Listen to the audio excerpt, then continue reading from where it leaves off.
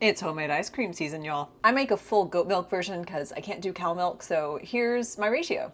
Roughly for every cup of milk I'm using, I use 1 egg and just under a quarter cup of sugar. I use whole eggs, and the flavor of the egg is in the white, and I only use up to 2 whole eggs. After 2 whole eggs, I then only use the yolks. Normally in an ice cream recipe, you use milk and cream, but goat milk doesn't separate that way. So I use liquid milk, but also powdered milk to replace the cream and give that extra fat content that we need for a creamy texture. And that's 1 tablespoon of powdered milk per cup of milk that I'm using. I start on super low heat so everything cooks together and I don't risk cooking the egg whites. Now the flavor for this is Zanzibari vanilla beans that I got in Zanzibar myself, and I only mention this because I'm an asshole. So the beans will get steeped in with the custard, and once I take this off the heat, I stir in the vanilla beans themselves. I use a KitchenAid ice cream bowl attachment to churn. It is so luscious, and I love serving this at our summer parties.